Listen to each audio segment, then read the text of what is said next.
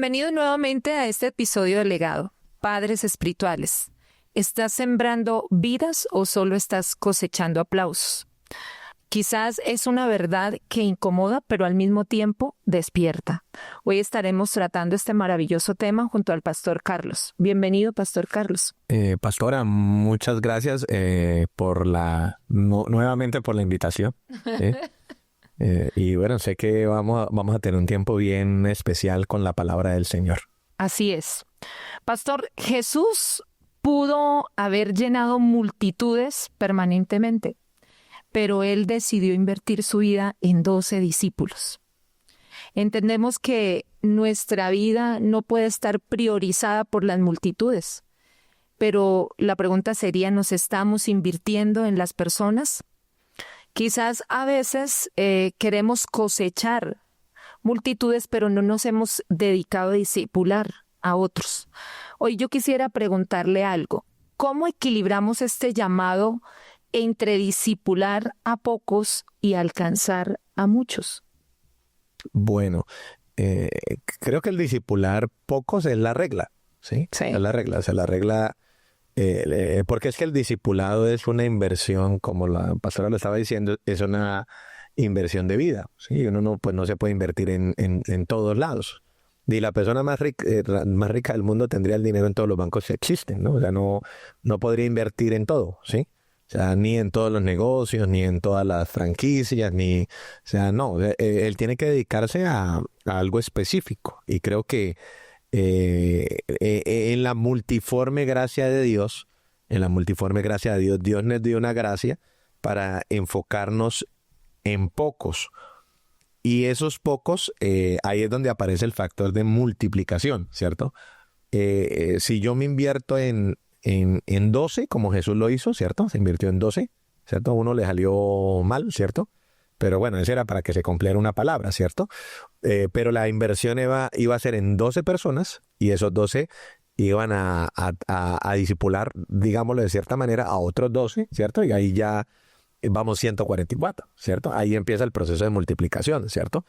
Porque si empezamos a trabajar solo con las multitudes, nos vamos a dar cuenta que no somos capaces, ¿cierto? Entonces la inversión debe ser en pocos y esos pocos nos van a llevar a muchos. Creo que el problema de las multitudes es que son atrayentes, ¿cierto? Pero las multitudes generalmente vienen siempre a eventos, ¿sí? Uno saliéndome del plano de pronto espiritual y llevándolo a un plano terrenal y hasta mundano, ¿sí? Creo que los que van a escuchar al artista, a cantar con el artista, no estarían ensayando con el artista, como él ensaya, ¿cierto? No estarían preparando como se prepara el artista, ¿cierto? Ellos solamente van a ver el producto terminado, ¿sí? Ellos no van a ver ni van a estar en el proceso porque no serían capaces. Miremoslo también en los deportistas. Cuando uno ve los Juegos Olímpicos hay ciertas competencias que son de momentos, pero que se duran 4 años preparándose. O sea, yo creo que ninguno de los que van a ver por televisión o van a ir a ver el evento en vivo va a estar los 4 años con el deportista haciendo lo que el deportista hace, ¿cierto? Entonces, creo que las multitudes son de los eventos y no nos podemos dejar engañar de las multitudes, aunque las multitudes nos dan la oportunidad de poder afectar a la gente con el evangelio. Claro, y podemos verlo en el ejemplo de Jesús. Jesús no perseguía a las multitudes, pero las multitudes lo perseguían a él porque él se invertía en los discípulos. En los discípulos. ¿Sí? Y todos nosotros somos llamados a ser padres espirituales. Por eso al inicio yo decía que es una verdad que incomoda, pero también nos está retando a algo, porque este tema es muy controversial y podría decirlo yo desvirtuado, cuando la luz de la palabra es muy clara de que Dios nos está llamando a ser padres espirituales, porque un padre es el que acompaña, el que mentorea, el que está pendiente del crecimiento. Y un padre espiritual nunca puede despreciar las multitudes. El asunto es no priorizarlas sobre el discipulado. ¿Cierto? Entonces, qué bueno que podamos entender esto. El apóstol Pablo, pastor, nos decía muy claramente, pueden tener 10,000 maestros, pero no muchos padres, ¿sí? Ese contraste entre el maestro y el padre. ¿Cómo podemos distinguir entre un ministerio de maestro y el corazón verdadero de un padre espiritual? Ok, el padre pues tiene la función de, uno, pues comunicar algo que no se sabe, ¿no? O sea, transmitir la información, ¿no? Y esa es la primera. Yo creo que el ministerio del maestro tiene ese rol, ¿no? Usted no sabe esto, venga, le informo qué es esto. Pero informar no es formar, ¿cierto? Sí, claro. Informar no es formar, informar es importante, pero para formar hay que tener acompañamiento, ¿sí? Creo que algo de lo que estamos trabajando en la iglesia en este último tiempo es ser conscientes de que aunque podemos dar la información de la salvación a las personas, tenemos que acompañar en la formación del creyente. O sea, el creyente puede dar un primer paso con la información que le damos, pero puede retroceder si no tiene la formación. Y creo que eso es lo que pasa con los discípulos y las multitudes, ¿cierto? Las multitudes vienen, reciben una información para llegar a la salvación, ¿cierto? O para ser sanos o para ser libres, ¿cierto? Creo que a ese evento iríamos todos, ¿cierto? Donde yo voy a sanarme, donde Dios me va a liberar, donde Dios me va a decir qué va a hacer conmigo, ¿cierto? O el por qué me están pasando estas cosas, ¿cierto? A ese evento vamos todos, ¿cierto?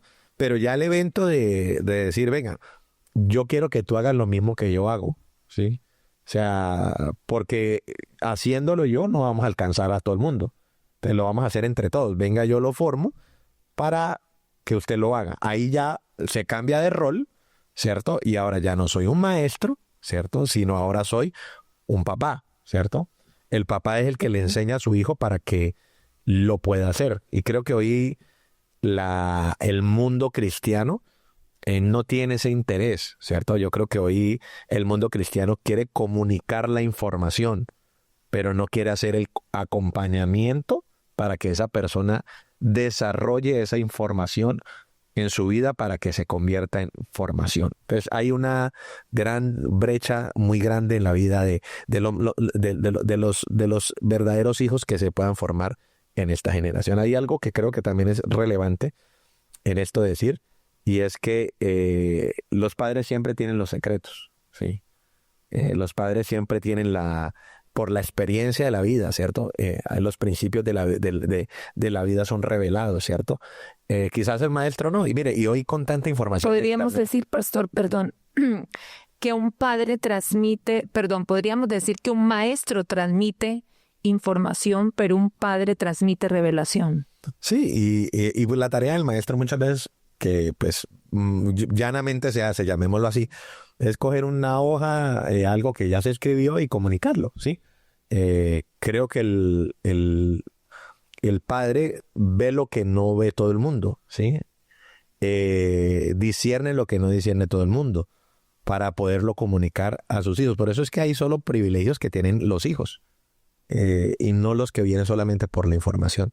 Esa es como la esta, porque solo tener información la puede tener. Hoy en este mundo información la tiene cualquiera. No, y en eso de tener información es donde uno puede analizar el impacto que están teniendo las redes sociales en la vida de los creyentes, porque en las redes sociales sobreabundan los maestros, pero escasean los padres en la fe. Uh-huh.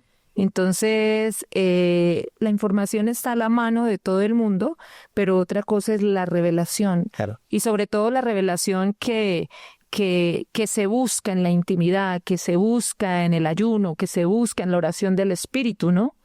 Que es esto lo que hace la diferencia entre un maestro y un padre espiritual, ¿sí? No, y aquí es importante mencionar algo. Al maestro tú no lo ves vivir, ¿sí?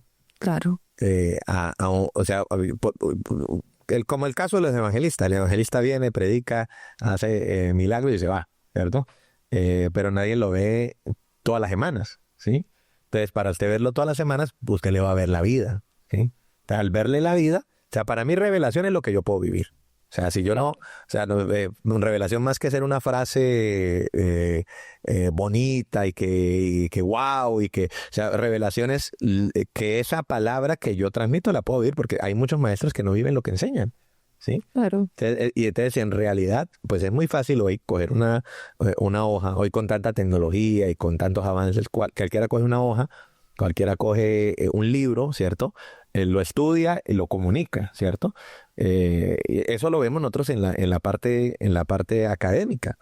Yo recuerdo que cuando yo estudiaba, yo tenía buenos catedráticos, malos practicantes afuera, porque no es lo mismo aprender la ingeniería en la parte académica que ir a trabajarla, ¿sí? Entonces la va a trabajar y el caso mío, por ejemplo, yo dibujé 10.000 válvulas. El día que fui a abrir una válvula no sabía.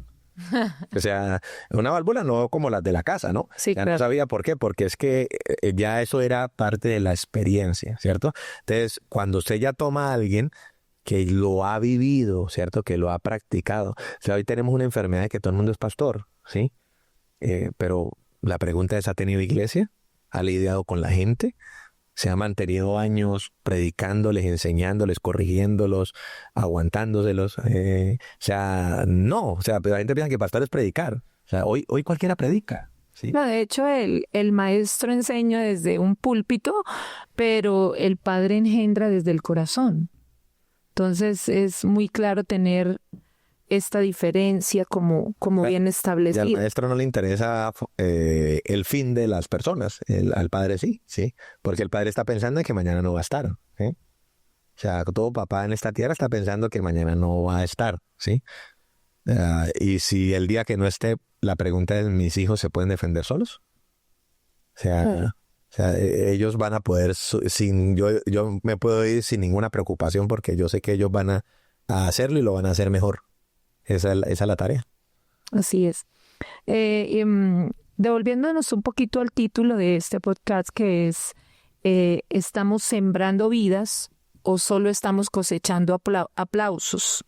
Tenemos un peligro muy letal y son los aplausos, que puede ser una estrategia del enemigo y realmente hoy pues muchos ministerios se están midiendo más por los aplausos, por los números, por los seguidores. ¿Cuál es el peligro de confundir los aplausos o los seguidores con el fruto? Ok. Algo que todos tenemos que aprender en la iglesia es que los aplausos son atraídos por los dones, por las habilidades o los talentos. O sea, Sí. cuando uno ve a alguien con un gran talento o con una gran habilidad o con un don espiritual desarrollado, ¿cierto? El hecho de que yo desarrolle un don espiritual no quiere decir que yo tenga el fruto del espíritu. Los dones, es más, los dones se desarrollan en la necesidad que Dios ve en la humanidad, ¿sí? El Espíritu Santo tiene la tendencia a desarrollar dones, ¿sí? Pero no necesariamente quiere decir de que y ese creo que es el engaño de la iglesia hoy. Aparece alguien con un don, con una capacidad, ¿cierto? Y, ay, mire, esa capacidad, la pregunta es, ¿está dando fruto? ¿Cuál es el fruto que tiene, ¿cierto? ¿Un aplauso? ¿Hasta dónde va a ir con ese don? Porque yo veo que los ministerios así aparecen por un tiempo y como les toca repetir lo mismo, Claro, ¿sí? Entonces no esto permanece. desaparecen.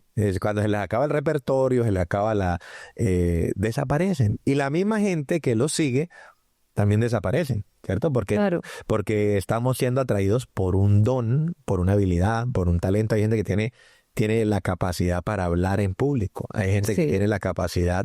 Y mire, uno ve esto, mire, yo lo veo en la Biblia. Cuando uno ve a Pablo y a Apolos, Apolos era poderoso en palabra. Pablo no. Dice que él era tosco para hablar. Ahora, ¿quién tuvo más trascendencia? claro. O sea, Pablo. Pablo tuvo más trascendencia, ¿cierto? O Más. sea, y él no era elocuente, ¿cierto?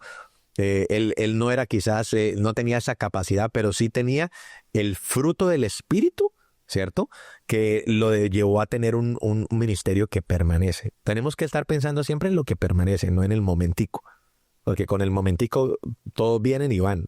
Uno lo ve en el mundo uno ve los cantantes que estuvieron por una temporada y luego desaparecen, ¿sí?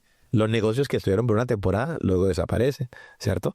Pero también vemos los negocios o las empresas que han sido proyectadas en el tiempo. Y uno siempre ve un factor de paternidad. O sea, uno ve un factor de formación, de carácter, más que de pronto de espectáculo, de show. Y creo que eso nos está traicionando hoy como iglesia, ¿cierto? La gente ve el espectáculo, ve el show, ¿cierto? Y quiere ser eso y no quiere ser lo que verdaderamente va a permanecer. Yo quiero tener el don. Ok, ¿quieres tener el don? ¿Para qué? O sea, ¿eso a dónde va a llevar? ¿Cuánta gente vas a salvar? ¿Cuántas vidas vas a formar? Porque el sumo llamado de nosotros es salvar almas y hacer discípulos. No hay otro llamado más grande que ese. Y ese es el verdadero fruto, ¿no? Por eso los aplausos pueden terminar cuando las luces de un escenario se apagan, pero los frutos van a hablar aún después de la muerte de la misma persona. Así es. ¿Sí? Y yo pienso que el cielo no está reconociendo popularidad, sino que está reconociendo fidelidad. Así es. Porque pues nosotros debemos ser fieles a ese llamado. Y no podemos hablar de discípulos si no hay paternidad espiritual, si no entendemos este propósito. Los hombres, digo que los hombres más grandes de la historia, excepto los de la Biblia, muy pocos se conocieron, ¿sí? O sea, porque la intención de ellos nunca fue hacer una plataforma de que los vieran y sencillamente la idea de Dios en ellos era trabajar 40, 50 años para tener una revelación, un mensaje, una palabra, una plataforma donde la siguiente generación se fuera a montar, ¿sí? Cuando uno ve los ministerios de hoy, que son enormes, uno ve, ¿y dónde sacaron todo eso? Uno viaja a la generación atrás. En la generación atrás alguien se gastó 40 años, 50 años, sin el reconocimiento de nadie. Lo reconocemos de pronto hoy que están muertos, ¿sí? Claro. O sea, es como los profetas del Antiguo Testamento. Nosotros los leemos, que Jeremías, que Ezequiel, que Daniel, pero en su tiempo los mataron, ¿sí? O sea, y nadie los reconoció, nadie les dio un aplauso cuando los persiguieron, ¿sí? Y el mismo Jesús dijo, tú que matas a los profetas, ¿sí? O sea, al mismo Hijo de Dios vino y lo rechazaron. Lo crucificaron. Y lo reconocemos es después de que están muertos. Y creo que algo que tenemos que aprender es aprender a reconocer. Por eso Pablo les dice eso. O sea, a ustedes pueden tener 10,000 maestros. O sea, pueden tener gente que les hable, que les predique, que les enseñe cosas. Pero aquí, el que fundé esta iglesia fui yo. El que fundé el ministerio en Corintio fui yo. Y yo fui el que los di a luz a través de la palabra del Señor. Entonces tenemos que tener cuidado como iglesia por eso, ¿sí?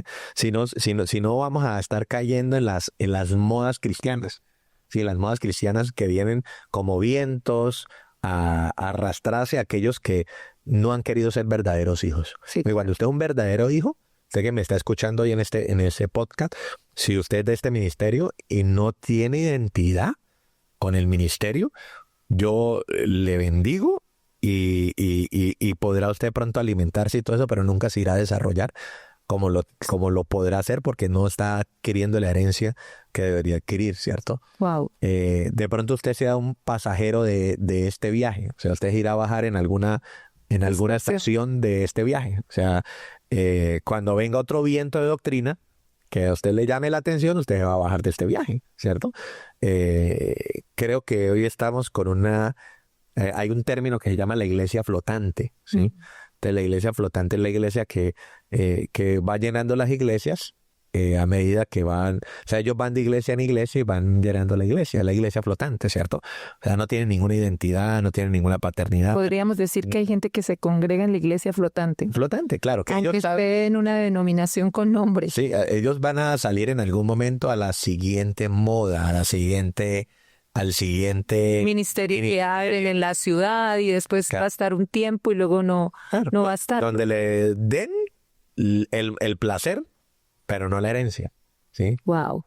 O sea, el placer, y la iglesia, el placer de que me profeticen, que me dejen hacer lo que de pronto yo quiero. Que me pongan en la posición que yo deseo. Que diga, o sea, y al final no termino haciendo nada, porque lo más triste del evangelio es que la gente pasa el tiempo y la pregunta que todos deberíamos hacernos es, ¿y yo qué he hecho? Claro. O sea, ¿yo qué he hecho? O sea, ¿hasta dónde ha llegado mi alcance? O simplemente lo que yo he hecho. O sea, uno puede tener varias clases de hijos, ¿cierto? En la casa, ¿cierto?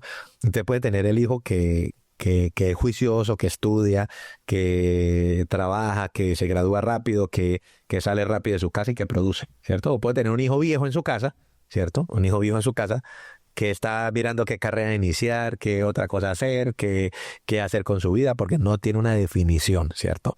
Y creo que eso es lo que le pasa a la iglesia de hoy. ¿Por qué? Porque la iglesia había caído en el modernismo de los aplausos, Ujú. el modernismo, y no en el fruto verdadero. Miren, no hay un cristiano en esta tierra que haya ganado almas y haya hecho discípulos que esté fracasado.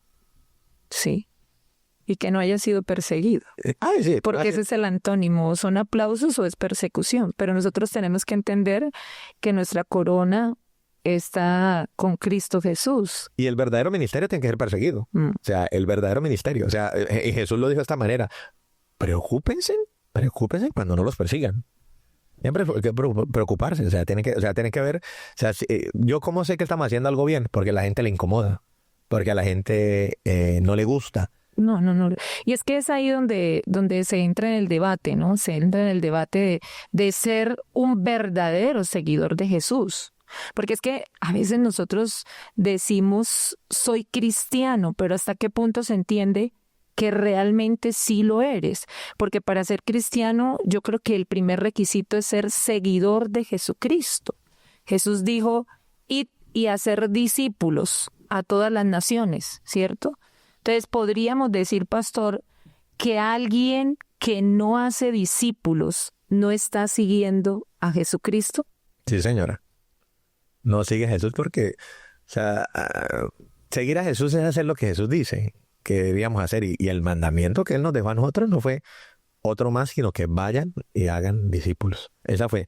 Acogió a los apóstoles, me voy a ir, pero vayan y hagan discípulos en todas las naciones de la tierra. Sí, ese fue el llamado.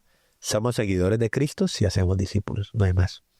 Porque pareciera que no se entendiera esta verdad y nos volviéramos más consumidores de cultos y no multiplicadores de la vida de Jesucristo. Entonces la gente está quizás en una iglesia por sentirse bien, que esa es como la experiencia que nosotros ya de forma ministerial hemos tenido, el cómo incomoda a las personas, que se les oriente, que se les guía y que de pronto se les exija ganar discípulos, vertirse en la vida de otros, que es un tema donde en este momento, en la actualidad, yo pienso que volvemos a las redes sociales, cómo ha influenciado, digamos, de una manera negativa el pensamiento de las personas, que todo lo quiere fácil, todo es express, todo es instantáneo. Entonces el ministerio lo quiere hacer, o una persona, sabemos que todos tienen llamado, pero van a desembocar en que su ministerio lo puede hacer rápido en las redes sociales porque lo van a conocer, pero realmente no estamos haciendo esos discípulos.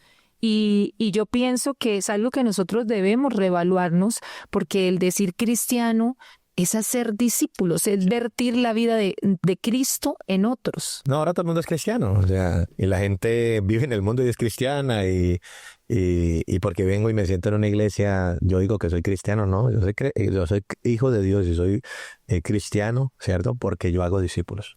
Que yo pienso que la persona que verdaderamente camina con Jesucristo inevitablemente va a llevar a otros a la vida de Cristo. Porque Jesús vive a través de él. Claro, claro, no hay otra manera de describirlo. Yo creo que podemos, pastor, dejar una gran reflexión sobre lo que es realmente ser padres espirituales, y si estamos cosechando vidas o estamos quizás cosechando aplausos, y que no nos dejemos desenfocar de todo, digamos, este modernismo al que nos estamos enfrentando, que yo creo que es un desafío muy grande para la iglesia.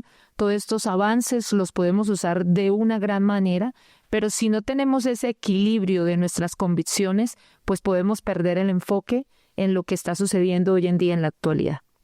Sí, hoy quizás pensaba en algo, y era que nadie vea a ese padre o a esa madre que se esfuerzan por sacar adelante a un hijo, ¿cierto? Que muchas veces lo hacen y se tienen que negar a sí mismos, ¿cierto? Para que él pueda hacer una carrera, él pueda prepararse, ¿cierto? Y quizás cuando él se gradúa, la gente lo aplaude, ¡ay, qué tremendo lo que alcanzaste, lo que logra! Pero detrás de eso habían un hombre y una mujer que estaban pagando un precio muy alto, ¿cierto? Creo que ser padres no lleva aplausos, ¿cierto?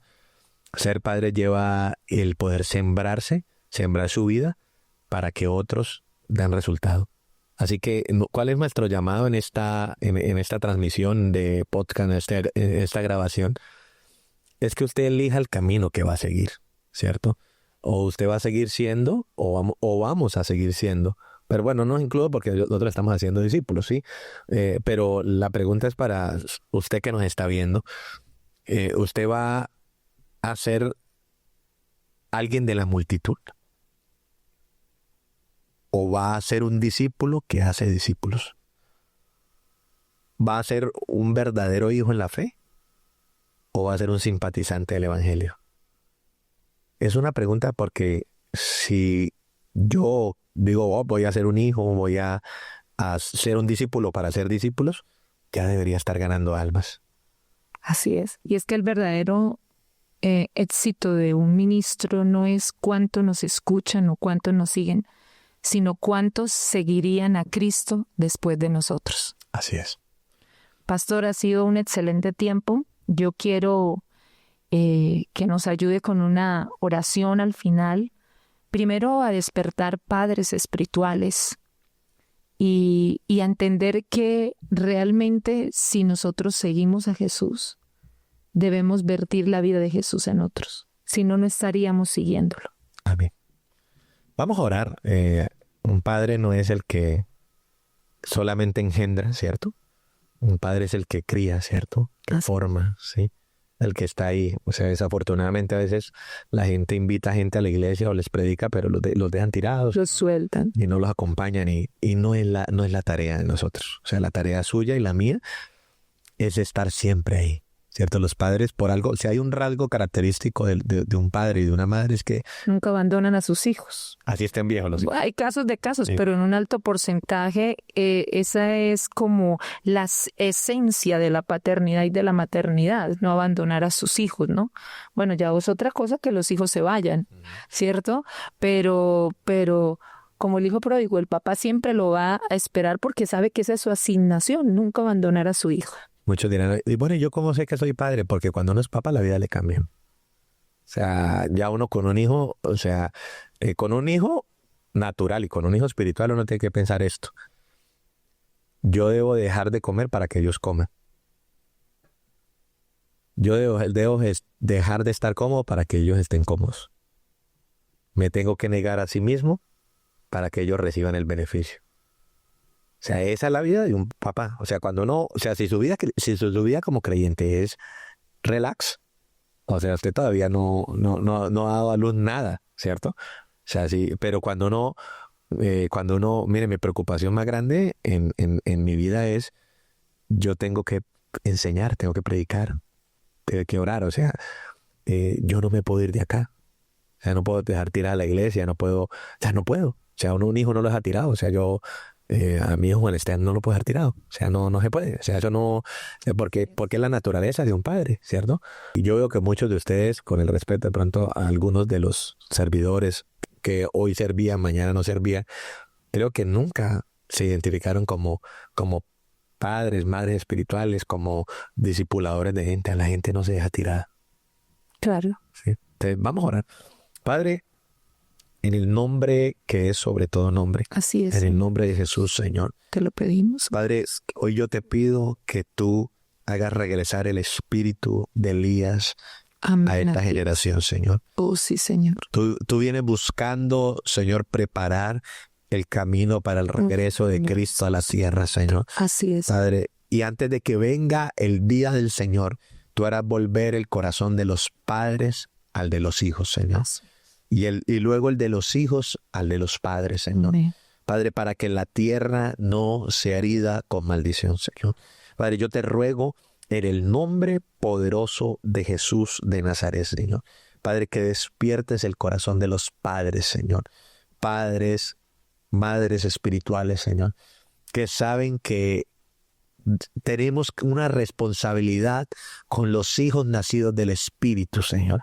Porque tú cuando nos entregas un alma, tú nos permites ganarnos un alma, tú nos estás dando a los hijos nacidos del Espíritu, Señor. Los hijos nacidos, concebidos por el Espíritu Santo, Señor. Padre, y nos da la responsabilidad de cuidarlos, Señor. Nos da la responsabilidad de protegerlos, Señor. Amén. Señor, entendemos que nosotros no salvamos a nadie, que nosotros no podemos hacer nacer de nuevo a nadie, Señor. Pero que es la obra del Espíritu cuando nosotros predicamos la palabra de Dios, Señor, que le da un nuevo nacimiento a una persona, Señor. Pero la responsabilidad de cada uno de nosotros es cuidarlos, es formarlos y es volverlos personas que mañana puedan ayudar a otros, Señor. Despierta el corazón de padres en este ministerio, Señor. Despierta la responsabilidad en nosotros. Despierta, danos una unción como la de Elías, Señor. Padre Santo, para levantar Eliseos, Señor. Padre, levantar Eliseos en este tiempo, Señor. Padre, para que luego el corazón de los hijos regrese al de los padres, Señor. Padre, hoy te doy gracias, Señor. Te pido, Señor, que este tiempo sea un tiempo de levantarnos, Señor, a entender la responsabilidad que tenemos como el cuerpo de Cristo. Te damos gracias, Padre. Gracias, Hijo. Y gracias, Espíritu Santo. Amén. Bueno, gracias a todos los que nos han estado siguiendo, escuchando. Los invitamos a que puedan compartir esta enseñanza que bendecirá a otras personas. Y para finalizar, yo quisiera dejarle una pregunta a todos los que nos están escuchando. Quizás es un líder de Casa de Paz o de un grupo en su iglesia, o quizás es líder de red, o quizás usted evangeliza. Yo quisiera dejarle esta pregunta.